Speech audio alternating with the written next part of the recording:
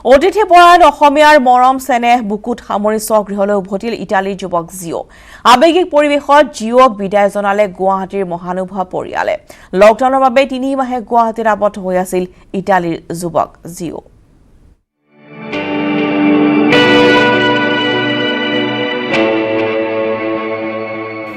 স্বগৃহলৈ উভতিল জিঅ'ৱানী।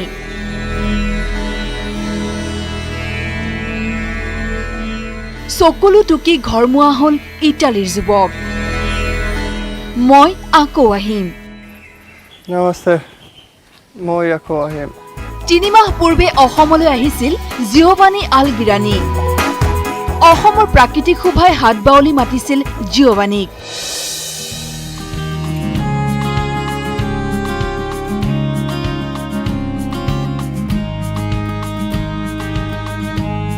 গুৱাহাটীত কিছুদিন থকাৰ পিছতে আৰম্ভ হ'ল লকডাউন। আবদ্ধ হৈ পৰিল ইটালীৰ যুৱকজন। সেই সময়তে জিঅ'ৱানীয়ে লগ পালে মহানগৰীৰ নাৰেংগীৰ দীপক শৰ্মাক। কোভিড-19ৰ আতংকৰ মাজতে এজন বিদেশী যুৱকক আশ্ৰয় দিবলৈ আগবাঢ়ি আহিল দীপক শৰ্মা। দীপক শৰ্মাৰ পৰিয়ালৰ মৰমৰ বান্ধোনত বান্ধ খাই পৰিল জিঅ'ৱানী। এটা হিউমেনিটেৰিয়ান গ্ৰাউণ্ডতে মানে ক'ব লাগিব। তাৰপিছত দেখিলোঁ তাৰ ৩-৪ বাৰ স্কেনিং কৰা হৈছে, এই যে স্ক্ৰিনিং কয়, থাৰ্মেল স্ক্ৰিনিং। আৰু তাৰ আদব কায়দা দেখি তাক ভাবিলোঁ তো, আৰু মোৰ এটা এক্সট্ৰা ছেপাৰেট একদম পূৰা ফ্ল'ৰ এটাতে তাৰ, মই ভাবিছোঁ মই তাতে থাকিব দিম। 14-15 ডেইজ সি এলুফ থাকিব, অকলে থাকিব। মই খাদ্যখানা তাত মই বা মোৰ ল'ৰাই বা মিছেছে দি আহে ফ্ৰণ্টত, সি লৈ খায়। 15 দিন তেনেকৈ আছে। তাৰপিছত লাহে লাহে ভয়টো সাঁতৰিল তাৰো আমাৰো। এতিয়াতো আৰু গোটেই আমাৰ লগতে হেৰি কৰে। ৩ মাহ জিঅ'ৱানীক পৰিয়ালৰ সদস্যৰ দৰে ৰাখিলে দীপক শৰ্মা আৰু তেওঁৰ পত্নীয়ে। দীপক শৰ্মাৰ ঘৰখনক আপোন ঘৰৰ দৰে আঁকোৱালি ল'লে ইটালীৰ যুৱকজনেও। খেতি কৰি ছাগলী পুহি পাৰ কৰিলে সময়।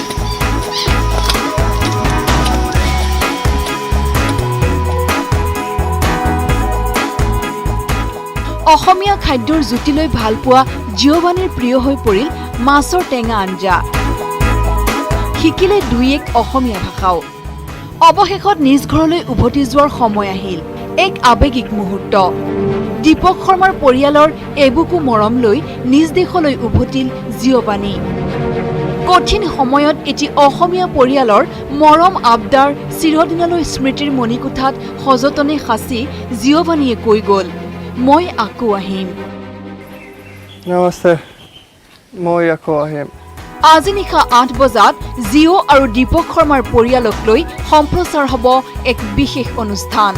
কেমেৰাত সঞ্জয় বৰাৰ সহযোগত Niloy Bhattacharya, News 18 Assam North East. Karbi আংলঙৰ একাধিক কোৱাৰেণ্টাইন কেন্দ্ৰ আৰু ডিফু মেডিকেল কলেজ হাস্পতালৰ পুৰণি ব্লকত থকা কোভিড পজিটিভ ৰোগীৰ আইচলেশ্যন ৱাৰ্ডত সময়মতে খাদ্য নোপোৱাৰ অভিযোগ তুলি একাংশ কোভিড ৰোগীয়ে হুলস্থুলীয়া পৰিৱেশৰ সৃষ্টি কৰা দৃশ্য ভাইৰেল হৈছিল ছ'চিয়েল মিডিয়াত। পৰৱৰ্তী সময়ত এই সন্দৰ্ভত নিউজ 18ত বাতৰি সম্প্ৰচাৰিত হৈছিল। নিউজ 18ৰ বাতৰিৰ পিছতে কাৰ্বি স্বাস্থ্য শাসিত পৰিষদৰ গা লৰিছে। পৰিষদৰ স্বাস্থ্য বিভাগৰ EM খনসিং ৰংপিয়ে সংবাদমেল যোগে প্ৰকাশ কৰিছে পৰিষদে শেহতীয়াকৈ লোৱা কেতবোৰ সিদ্ধান্তৰ কথা। সেই অনুসৰি কাৰ্বি আংলং জিলাৰ কোৱাৰেণ্টাইন কেন্দ্ৰসমূহৰ লগতে কোভিড পজিটিভ ৰোগীৰ আইচলেশ্যন ৱাৰ্ডত এতিয়াৰ পৰা ৰোগীসকলে সময়মতে পাব খাদ্য। হাস্পতালত নাথাকিব চাফাই কৰ্মীৰো অভাৱ। মঙলবাৰে হাওৰাঘাটত এখন সংবাদমেল সম্বোধন কৰি এই কথা স্পষ্ট কৰি দিয়ে কাৰ্বি আংলং স্বায়ত্তশাসিত পৰিষদৰ স্বাস্থ্য বিভাগৰ কাৰ্যবাহী সদস্য খনসিং ৰংপিয়ে। একেদৰে ডিমাপুৰ ৰোডত কোভিডৰ বাবে সুকীয়া শ্মশান সাজু কৰা হৈছে বুলিও ৰংপিয়ে সংবাদমেলত জানিবলৈ দিয়ে। কৰিব বিচাৰে যে আপোনালোকে অলপ ধৈৰ্য সহকাৰে আমাক সহযোগ কৰিব লাগিব। আৰু তাত ৰাইজকো এটা কথা ক্লেৰিফিকেশ্যন মই দিব বিচাৰিম। তাত যিটো ঘটনা হৈছে, মানে কৰোনাৰ ভয়ৰ আতংকিত সময়ত যিহেতু লকডাউন চলি আছে,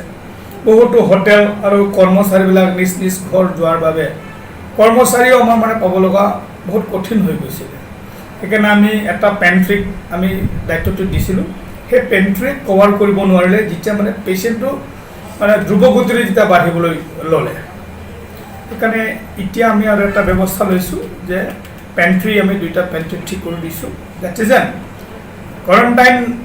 যিবিলাক পজিটিভ কেছ লৈ ডিফু চিভিল হস্পিটেলত আছে তেখেতসকলেও সময়মতে ভাত পায় আৰু এই পেণ্ট্ৰিয়ে ইতিমধ্যে আমাৰ ডিফু মেডিকেল কলেজৰ ষ্টাফ মেম্বাৰ হোষ্টেল সেই তেখেতসকলে মানে খোৱা বোৱা ৰন্ধা বঢ়া কামটো তেখেতসকলে আগবঢ়াই আছিলে সেইকাৰণে আমি এতিয়াতো বেলেগ কৰি দিছোঁ সেইকাৰণে এই অসুবিধাটো এতিয়া নহ'ব হাগ্ৰামা মহিলাৰী মডেল BTCত ৰাইজৰ দুৰ্ভোগ চিৰাঙত ৰাইজে মেৰামতি কৰিবলগীয়া হ'ল জৰাজীৰ্ণ পথ ৰৌমাৰী VCDCৰ অন্তৰ্গত খাগ্ৰাবাৰীৰ পৰা দাউখান নগৰ সংযোগী জৰাজীৰ্ণ পথটো মেৰামতিৰ বাবে ওলাই আহিল ৰাইজ মেৰামতিৰ অভাৱত যাতায়াতৰ ক্ষেত্ৰত সমস্যাৰ সন্মুখীন হৈ অহা পথটো ৰাইজে চৰকাৰ প্ৰশাসনক বহু নিবেদন জনোৱাৰ পিছতো কোনো ব্যৱস্থা গ্ৰহণ নকৰাৰ বাবে ওলাই আহি হাতে কামে লাগি পৰে কেইবাখনো গাঁৱৰ লোকে গাঁঠিৰ ধন ভাঙি শিল বালি পেলাই পথটো মেৰামতিৰ ব্যৱস্থা কৰে হাগ্ৰামা মহিলাৰী নেতৃত্বাধীন BPF দলে 17টা বছৰ ধৰি ক্ষমতা থকাৰ পিছতো অঞ্চলটোৰ বাবে গুৰুত্বপূৰ্ণ এই পথটো নিৰ্মাণৰ ক্ষেত্ৰত ব্যৱস্থা গ্ৰহণ নকৰাৰ ক্ষোভ ব্যক্ত কৰিছে আগবঢ়াইছে সংবাদ উপানন্দ শৰ্মাৰ এক প্ৰতিবেদন 17 বছৰীয়া হাগ্ৰামাৰ মডেল BTCৰ কথা কোৱা হয় কিন্তু ৰাইজৰ যি যাতায়াতৰ ব্যৱস্থা সেয়া কিন্তু উন্নত নহ'ল আৰু চিৰাঙৰ এটা পথ দেখাবলৈ বিচাৰিছোঁ আৰু এয়া পথ চিৰাঙৰ কাজলগাঁও পৰিষদীয় যি সমষ্টি আছে ইয়াৰে ৰৌমাৰীৰ এটা পথ আৰু এয়া খাগ্ৰাবাৰীৰ পৰা দাউখানগৰলৈ যোৱা পথটো আৰু দীৰ্ঘদিন ধৰি জৰাজীৰ্ণ অৱস্থাত হৈ থাকিল মেৰামতিৰ কোনো ব্যৱস্থা নহ'ল যাৰ কাৰণে যাতায়াত বাৰিষাৰ দিনত একেবাৰে অচল হৈ পৰে আৰু ৰাইজে নিজে ওলাই আহিব লগা হ'ল আৰু এই ধৰণে তেওঁলোকে শ্ৰমদান কৰি তেওঁলোকে ৰাজপথ এই পথটো নিৰ্মাণ কৰা পৰিলক্ষিত হৈছে কেইবাদিন ধৰি তেওঁলোকে এই পথ মেৰামতিৰ কাম কৰি আছে মই পোনে যাব বিচাৰিম যে আপোনালোকে কি কাৰণে ৰাইজে ওলাই আহিব লগা হ'ল আৰু কি ধৰণে মেৰামতি কৰিছে এইটো আমাৰ ৰাইজৰ কাৰণে সুবিধাটো আমি এইটো ৰাস্তাটো লাগেই বুলি আমি ৰাইজ মিলিজুলি কৰি এইখিনি আমি সেইকাৰণে ৰাইজক লৈ পিনি আমি ৰাস্তাটো ভাল কৰিব লগা হ'ল এইটো চৰকাৰৰ পৰা নহয় আমাৰ ব্যক্তিগত মানে ৰাইজৰ অলপ ডনেশ্যন কৰি পেলাই আমি এইটো মানে বালু ক্ষেত্ৰৰ ফেলাইছোঁ আৰু কি যাতায়াতৰ সমস্যা কিমান দিনৰ পৰা আছে আপোনালোকে 4 বছৰ না 3 বছৰ এনেকুৱা ফাউৰি গিছোঁ কোনো মেৰামতি হোৱা নাই মেৰামতিটো নাই মানুহ যাৱাই নহ'ল দুনিয়াৰ পানী হয় ৰাস্তাই নাই এইখিনি ৰাস্তাটো এইকাৰণে অহা যাহাও নহয় এইকাৰণে গাড়ী খৰাও নাযায় এতিয়া আমি সেইকাৰণে দুখ লাগি পেলাই ৰাইজ মিলিজুলি কৰি আমি ৰাস্তাটো বনাব লগা হ'ল হয় ৰাইজে এই ধৰণে ওলাই আহিছে কাৰণ ৰাস্তাৰ কাম কোনো হোৱা নাই আৰু যাতায়াতৰ ক্ষেত্ৰত কিছু ব্যৱস্থা হোৱা নাই কি ক'ব কেনেধৰণৰ সমস্যা আপোনালোকৰ আমাৰ সমস্যা মানে চাওক আজি এইখন এৰিয়া ইমান ডাঙৰ এৰিয়া ইয়াত আপোনাৰ দাউখানগৰ ওদালগুৰি ডিমাপুৰ আপোনাৰ 2 নং ওদালগুৰি 0 ওদালগুৰি 8-10টামান গাঁও আছে তাতে এইখিনি মানুহ যে ওলাই যাব এই ৰাস্তাখনৰ কোনো সুবিধাই নাছিল ডাঙৰ গাড়া আছিল গাড়ী ঘোড়া যাব নোৱাৰে এটা এম্বুলেন্স ওলাই আহিব খোজে অৱস্থা নাই আমাৰ ঠেলা দি মানুহ তাত ৰমাৰি ল'ব লগা হয় এখন ভিতৰীয় ৰাস্তা আছে সেইখন ৰাস্তা বন্ধ কৰোনাৰ কাৰণে বন্ধ হৈ আছে গতিকে আমি উপায় নাই BTC চৰকাৰ তো ইমান দিন কাম কৰা নাই গতিকে আজি বাধ্যত পৰি আমাৰ এই অঞ্চলৰ ৰাইজ তথা মুখিয়াল যিবিলাক মানুহ মানে পইচা পাতি আছে 500,000 টাকা দি আমি এই কামখন কৰি আছোঁ ইয়াত চৰকাৰে আহি ফটো উঠাই লৈ গৈছে এইটো আমি ব্ৰেকিং নিউজ ডিব্ৰুগড়ত ভয়ংকৰভাৱে বৃদ্ধি পাইছে কৰোনা আক্ৰান্তৰ সংখ্যা একেটা পৰিয়ালৰে 7জন কলো কৰোনাত আক্ৰান্ত হৈছে ট্ৰেভেল হিষ্ট্ৰী নথকাকৈ আক্ৰান্ত হৈছে ৰমেশ কেডিয়া নামৰ লোকজন ৰমেশ কেডিয়াৰ আছে কাপোৰৰ ব্যৱসায় কেডিয়াৰ পৰিয়ালৰ আন 6জন লোকো COVID-19ত আক্ৰান্ত কেডিয়াৰ ব্যৱসায়িক প্ৰতিষ্ঠান ঘৰ কণ্টেইনমেণ্ট জোন ঘোষণা কৰা হৈছে 7 জুনত গুৱাহাটীৰ পৰা ডিব্ৰুগড়লৈ আহিছিল ৰমেশ কেডিয়া AMCHত ভৰ্তি কৰা হৈছে আক্ৰান্ত লোককেইজনক পুনৰবাৰ জনাইছো যে ডিব্ৰুগড়ত ভয়ংকৰভাৱে এতিয়া কৰোনা আক্ৰান্তৰ সংখ্যা বৃদ্ধি পাইছে একেটা পৰিয়ালৰে 7জন কলো কৰোনাত আক্ৰান্ত হৈছে ট্ৰেভেল হিষ্ট্ৰী নথকাকৈ আক্ৰান্ত হৈছে ৰমেশ কেডিয়া নামৰ ব্যক্তিগৰাকী যিগৰাকীৰ আছে কাপোৰৰ ব্যৱসায় কেডিয়াৰ পৰিয়ালৰ আন 6জন লোকো COVID-19ত আক্ৰান্ত হৈছে কেডিয়াৰ ব্যৱসায়িক প্ৰতিষ্ঠান ঘৰ এতিয়া কণ্টেইনমেণ্ট জোন ঘোষণা কৰা হৈছে লগতে আমি জনাও যে 7 জুনত গুৱাহাটীৰ পৰা ডিব্ৰুগড়লৈ গৈছিল ৰমেশ কেডিয়া বৰ্তমান AMCHত ভৰ্তি কৰা হৈছে আক্ৰান্ত লোককেইজনক পূৰ্বতে সম্প্ৰচাৰত আছে আমাৰ ডিব্ৰুগড়ৰ সাংবাদিক টমাছ বুঢ়াগোহাঁই। টমাছ, আপোনাৰ পৰা জানিব বিচাৰিছোঁ কোনো ধৰণৰ ট্ৰেভেল হিষ্ট্ৰী নথকাকৈ কেনেদৰে ৰমেশ কেডিয়া নামৰ এইগৰাকী ব্যক্তিৰ লগতে তেওঁৰ পৰিয়ালৰ আটাইকেইজন লোক ধৰা পৰিছে বৰ্তমান COVID-19 পজিটিভ। শেহতীয়া খবৰ আপোনাৰ পৰা জানিব বিচাৰিছোঁ।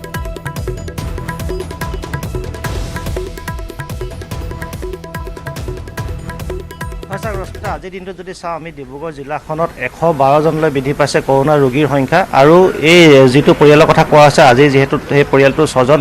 লোকৰ দেশত COVID-19 পজিটিভ পোৱা গৈছে। ৰমেশ কুদিয়া ঘৰখনৰ যিজন মূল ব্যক্তি সেই ব্যক্তিজন আজি কিছুদিনৰ পূৰ্বে গুৱাহাটীলৈ গৈছিল বজাৰ কৰিবলৈ, কাৰণ তেখেতৰ কন্যাৰ বিয়া আছে আৰু সেই বিয়াৰ বাবে বজাৰ কৰিবলৈ গৈছিল। তাৰপিছত অহাৰ পিছত তেখেতৰ কিছুদিনৰ লক্ষণ দেখা পোৱা যায় আৰু যোৱা 14 জুন তাৰিখে তেখেতৰ দেহত COVID-19 পজিটিভ পোৱা যায় আৰু চবতকৈ ডাঙৰ কথাটো হৈছে তাৰ পাছতেই কিন্তু তেওঁৰ পৰিয়ালৰ আটাইকেইজন লোকৰ গাতে কিন্তু এতিয়া বৰ্তমান পজিটিভ পোৱা গৈছে, COVID-19 পজিটিভ পোৱা গৈছে। এইটো হৈছে ব্যৱসায় প্ৰতিষ্ঠানৰ সেই বাসগৃহটো আৰু চিকিৎসকৰ দল আহি আছে, তেওঁলোকক অসম চিকিৎসা মহাবিদ্যালয়লৈ লৈ যোৱা হ'ব কিছু সময় পিছতে। কিন্তু এইখিনিতে আৰু কেইটামান দিশ উল্লেখ কৰিব পাৰি। তেওঁলোকে কিন্তু মানুহজন গুৱাহাটীৰ পৰা অহাৰ পিছত কিন্তু এই ব্যৱসায় প্ৰতিষ্ঠানত বহু লোক আহি আছিল, যেতিয়ালৈকে ধৰা পৰা নাছিল। সেয়া কিন্তু লক্ষণীয় কথা। আৰু আমি যিমানখিনি গম পাওঁ, যিহেতু কেইদিনমানৰ পিছতে বিয়া আছিল তেওঁলোকৰ কন্যাৰ, গতিকে ডিব্ৰুগড় দুখনমান হোটেলত বেচেলৰ পাৰ্টিও কৰিছিল বুলি আমি গম পাইছোঁ। সেয়া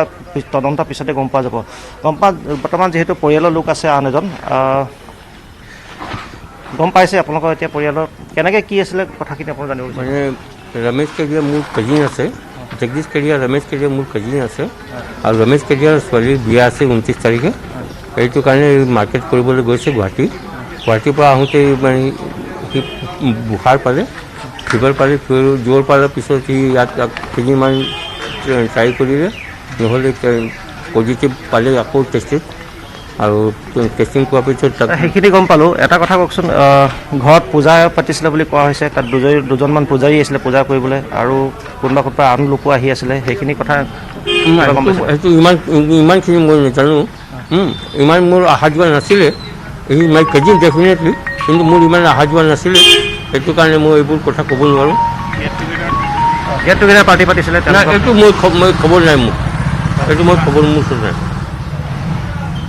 হয়, ইতিমধ্যে ভয়ংকৰ কথাটো হৈছে যে তেওঁলোকে বহু লোকৰ সংস্পৰ্শলৈ আহিছিল আৰু সেই এতিয়া কোন লোকৰ সংস্পৰ্শলৈ আহিছিল সেয়া এতিয়া লক্ষণীয় কথা। হয়তো স্বাস্থ্য বিভাগে সেয়া উলিয়াব লাগিব, প্ৰশাসনে সেয়া উলিয়াব লাগিব। কিন্তু এই ঘটনাৰ পিছতে এতিয়া অঞ্চলজুৰি আশে পাশে যিসকল লোক তেওঁলোকে কিন্তু ভয়ত থাকিবলগীয়া হৈছে। আৰু মই সেই দৃশ্য দেখুৱাইছোঁ। আৰু ইতিমধ্যে যিটো ঘৰ সেইটো কণ্টেইনমেণ্ট জ'ন ঘোষণা কৰা হৈছে, তাত কোনো লোকৰ প্ৰৱেশ বা বাহিৰলৈ অহাটো তাত নিষিদ্ধ কৰি দিয়া হৈছে আৰু সমগ্ৰ এই ঠাইডোখৰ চিল কৰি দিয়া হৈছে। কিন্তু যিটো কথা কৈ থকা হৈছে, তেওঁলোকে বেচেলৰ পাৰ্টি কৰিছিল, গেট টুগেডাৰ কৰিছিল, যি সময়ত হোটেল খোলা পাৰ্মিশ্যন দিয়া হোৱা নাছিল, ৰেষ্টুৰেণ্ট খোলা পাৰ্মিশ্যন দিয়া নাছিল, সেইটো সময়ত কেনেদৰে তেওঁলোকে এইদৰে এতিয়া সেই পাৰ্টি কৰিবলৈ পালে লক্ষণীয় হ'ব। আৰু তাত কোনে অংশগ্ৰহণ কৰিছিল, কাৰণ তেওঁলোকৰ আমি জানিব পৰা মতে যি লগৰ আছে, যি বন্ধুবৰ্গ আছে বা যি পৰিয়ালৰ লোক আছে তাত অংশগ্ৰহণ কৰিছে বুলি গম পাওঁ। আৰু কোন দুজন পূজাৰী আহিছিল পূজা কৰিবলৈ, তেওঁলোকে ইয়াৰ পৰা গৈ ক'ত পূজা কৰিছিল সেয়া পৰৱৰ্তী সময়ত গম পোৱা যাব। হয়তো তালিকা দীঘলীয়া হ'ব আৰু বৃদ্ধি হোৱাৰ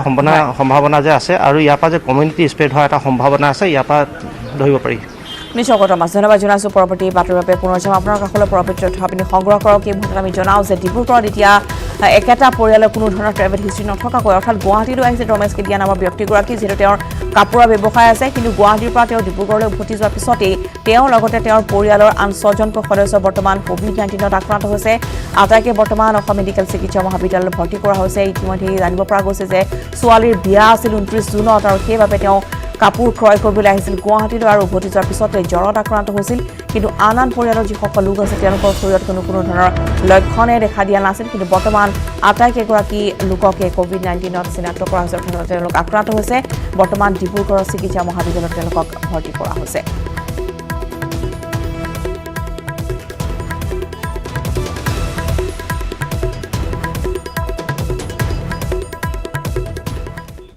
উঠিছো বাতৰিৰ মাজলৈ। নুমলীগড়ত এইবাৰ চলিছে অল ইণ্ডিয়া লিমিটেডৰ বুলডোজাৰ। কছাৰী বজাৰ স্বাক্ষৰ বহন কৰা নুমলী গৌৰীৰ গড় খান্দি তছনছ কৰিছে অল ইণ্ডিয়া লিমিটেডে। গড়টো দ্বিখণ্ডিত কৰি অইলে বহুৱাইছে পাইপলাইন। প্ৰশাসনৰ সন্মুখতে গড়টো খান্দি তছনছ কৰাত জাঙুৰ খাই উঠিছে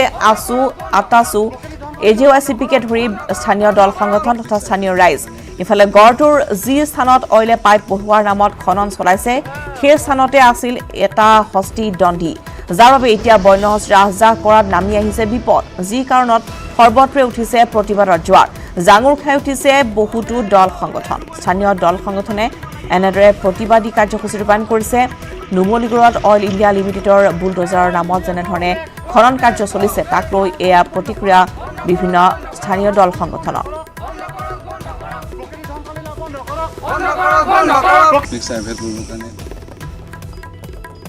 আগবঢ়াইছো এখন ওপৰত নুমলীগড়ৰ পৰা প্ৰণৱ শইকীয়াৰ এক ৰিপৰ্ট হয় মই বৰ্তমান উপস্থিত আছোঁ নুমলীগড়ত আৰু নুমলীগড়ত অইল ইণ্ডিয়াৰ যি ঐতিহাসিক নুমলীগড় আছিলে সেই নুমলীগড়টো ইতিমধ্যে পাইপলাইন পুতাৰ নামত নুমলীগড়টো খানি সেই নিষেধ কৰিছে মই কেমেৰা পাৰ্চনক প্ৰথমে সামগ্ৰিক পৰিৱেশটো দেখুৱাবলৈ ক'ম কিদৰে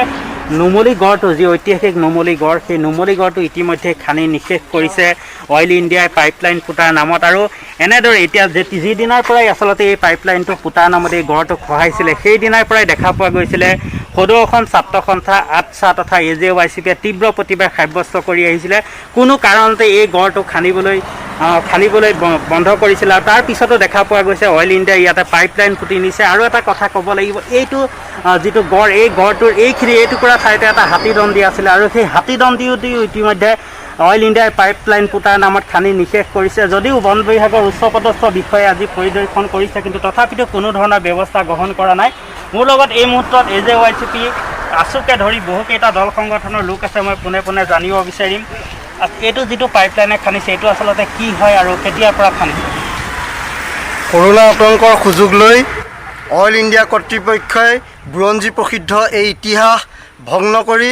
যি ব্যৱসায়িক মুনাফা লাভৰ প্ৰয়াস কৰিছে তাক আমি অসম জাতীয়তাবাদী যুৱ ছাত্ৰ পৰিষদ বোকাখাত জিলা সমিতিয়ে ধিক্কাৰ জনাইছোঁ সমান্তৰালকৈ ইয়াৰ সকলো অসমৰ সম্পদৰ অধিকাৰী কিন্তু অসম চৰকাৰ আজিৰ তাৰিখত কুম্ভকৰ্ণ নিদ্ৰাত আছে আৰু এই হেতু আমি অসম চৰকাৰকো গৰিহণা দিছোঁ আৰু অসম চৰকাৰে অতি শীঘ্ৰে ইয়াৰ ওপৰত বিহিত ব্যৱস্থা গ্ৰহণ কৰিব লাগে অন্যথা অসম জাতীয়তাবাদী যুৱ ছাত্ৰ পৰিষদ বোকাখাত জিলা সমিতিয়ে তীব্ৰভাৱে গণতান্ত্ৰিক আন্দোলন কৰিবলৈ আমি বাধ্য হ'ম ভৱিষ্যত দিনত হ'ব পৰা বিভিন্ন পৰিৱেশ পৰিস্থিতিৰ বাবে কিন্তু অসম জাতীয়তাবাদী যুৱ ছাত্ৰ পৰিষদ দায়ী নহ'ব হয় নিশ্চয়কৈ এনেদৰে তেওঁলোকে প্ৰতিবাদ সাব্যস্ত কৰিছে যিহেতু ঐতিহাসিক নুমলীগড়ৰ যি নুমলীগড় সেই নুমলীগড়টো ইতিমধ্যেই বুলডোজাৰ JCB লগাই খানি নিষেধ কৰিছে মোৰ লগত ছাত্ৰ সন্থা আছে ছাত্ৰ সন্থাই পূৰ্বৰে পৰা প্ৰতিবাদ অব্যাহত ৰাখিছিলে কি ক'ব নুমলীগড়ৰ যি ঐতিহাসিক নুমলীগড় সেই গড় ইতিমধ্যে খানি নিষেধ কৰিছে এই ক্ষেত্ৰত আপোনালোকে কেনেদৰে ব্যৱস্থা গ্ৰহণ কৰিছে হয় আমাৰ সকলোৰে সম্পদ আমাৰ নুমলীগড়বাসীত এতিয়া অসমৰ গৌৰৱ নুমলীগড়টি আৰু এই গড়টো সংৰক্ষণৰ দাবী আমি বিভিন্ন সময়ত জনাই অহাৰ সময়তে লকডাউনৰ সময়ছোৱাত অইল ইণ্ডিয়া কৰ্তৃপক্ষই নুমলীগড়টোৰ দুটুকুৰা কৰি পেলাইছে তেওঁলোকৰ নিজৰ মুনাফাৰ বাবে আৰু ইয়াৰ প্ৰতিবাদ আমি কৰি আহিছোঁ আৰু স্মাৰকপত্ৰ আমি প্ৰদান কৰিছোঁ মহকুমা প্ৰশাসনক তেওঁলোকে আমাক দাবী জনাইছে যে কোনো NOC নোলোৱাকৈ তেওঁলোকে কাম আৰম্ভ কৰিছে আৰু আমি যেতিয়া প্ৰতিবাদ আৰম্ভ কৰিছোঁ তেতিয়া তেওঁলোকে নিজৰ কাম এৰি পেলাই ইয়াৰ পৰা পলায়ন কৰিছে আৰু আমি বিভিন্ন অকল এইটুকুৰাই নহয়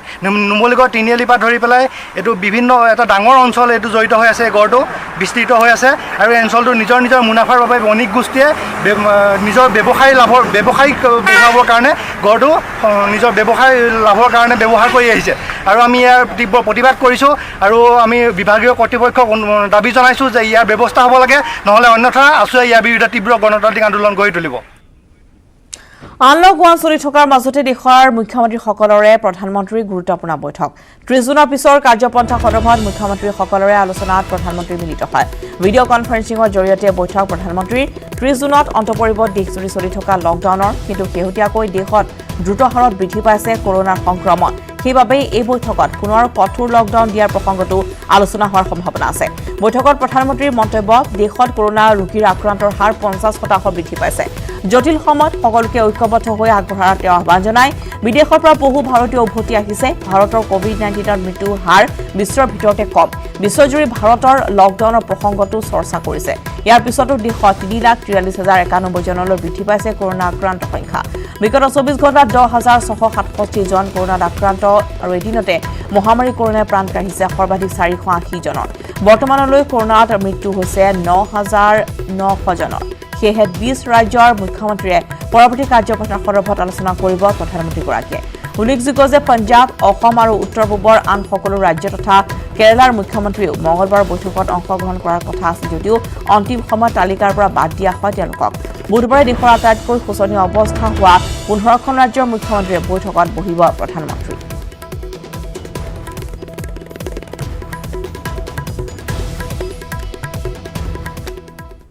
মহানগৰ গুৱাহাটীত প্ৰত্যেক দিনে বৃদ্ধি হৈ আছে কৰোনা আক্ৰান্তৰ সংখ্যা 24 ঘণ্টাত বৃদ্ধি পাইছে 21টাকৈ কণ্টেইনমেণ্ট জোন তাৰ পিছতো এতিয়াও সজাগ বা সচেতন হোৱা নাই মহানগৰবাসী পুৱাৰ ভাগতে 37 নং ৰাষ্ট্ৰীয় ঘাইপথৰ লখৰাত বহিল এখন বৃহৎ বজাৰত গ্ৰাহক দোকানীয়ে মনা নাই সামাজিক দূৰত্ব নাই মাস্কো নিৰ্বিকাৰ ভূমিকা বশিষ্ঠ আৰক্ষী আৰু গড়চুক আৰক্ষী চাহক এইখনৰ ওপৰত বশিষ্ঠৰ পৰা উৎপল হালৌৰ এক ৰিপৰ্ট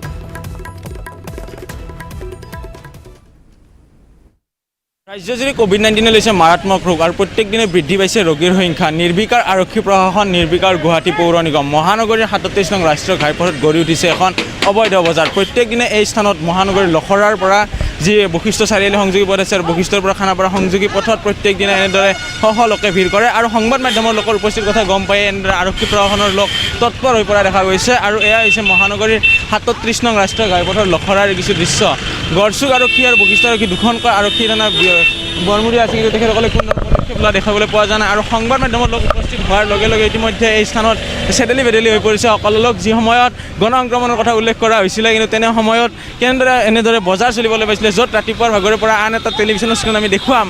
হাজাৰ হাজাৰ লোক সমাগত হৈছিলে বজাৰৰ নামত আৰু আমাৰ নিউজ 18ৰ সাংবাদিক আহি উপস্থিত হোৱাৰ পৰৱৰ্তী পৰ্যায়ত এনেদৰে তৎপৰ হৈ পৰিছে আৰক্ষী প্ৰশাসন মোৰ সতীৰ্থ হয় যদি সম্ভৱ হয় এইসমূহ দৃশ্য দেখুৱাব